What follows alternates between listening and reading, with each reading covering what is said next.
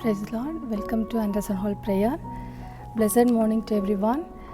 For the glory of God, let us sing a song which is displayed on the screen.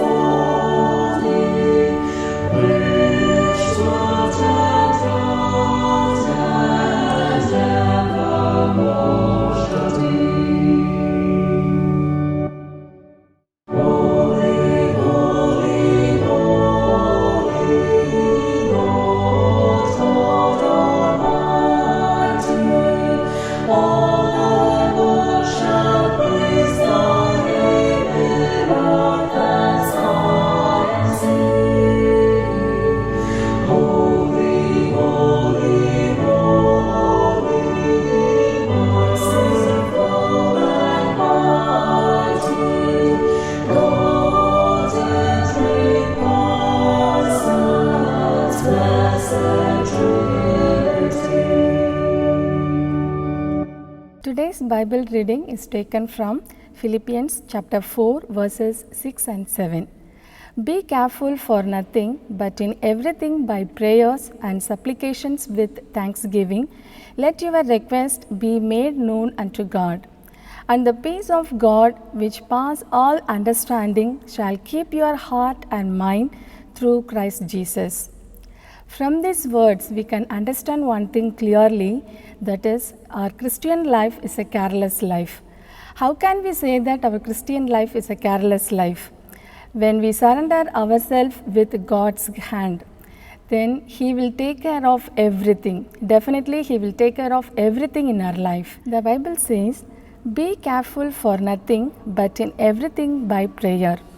So, these words is focusing on how the importance of our prayer life, how to surrender ourselves with God's hand. So here I want to tell some key points for the development of our prayer life. So the first one is read the scripture. We should read, meditate and study the scripture first, then only we can understand the commandment in scripture and who is God in scripture and what is the will of God in scripture and everything.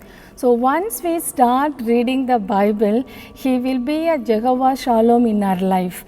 So saturating your life in a God's word. Then the second part is secret prayer. Suppose I am asking the question like, what is your prayer time?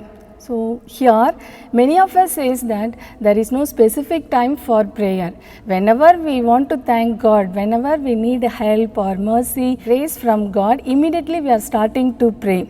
But God has expect a specific time for prayer. He wants to schedule your time for the prayer. Suppose our family prayer time is 10 o'clock, means it should be at 10 o'clock. Our early morning pricing is 4 o'clock, means it should be at 4 o'clock. So segment your time for prayer and feel the presence of God on time. Then the third point is pray with respect. Prayer is nothing but we are talking with God. So we need to be very careful when coming to the presence of God. At the same time, we should not ask God, I want this, I want that, and I want this one and that one. No, we should not ask like this. First, spend our time with knees and with scripture. In every circumstances or in every obstacles or in every situation or in every opportunities, first give priority to pray. The first part of the prayer is always praising to the God. It is the best way in the world to love God. One of my pastors says like this, praise is just like a chair to the God. Suppose one person has come to our house means immediately we are asking them to come and sit in the chair. We want to give respect to them. The same way, when we start praising, Jesus has come and sit in our place and He ready to listen our prayer. But at the same time, our praising must be with one mind and with faith. And also the praising process should be a continuous one. Once we get answer to our prayer, we should not stop that process. For our spiritual growth, we have to be followed that process continuously. Let us pray. Heavenly Father, thank you for the wonderful day that you have given to us, Lord. Thank you for all your mercies, Lord. Father, how good it is to think of your kindness. We love you and praise you for who you are, Lord, and what you have done for us, Lord. Give us a longing kneel down before you in prayer and hear you in a gentle voice, Lord. We surrender the whole day in your mighty hand, Lord. In Jesus' name we pray. Amen.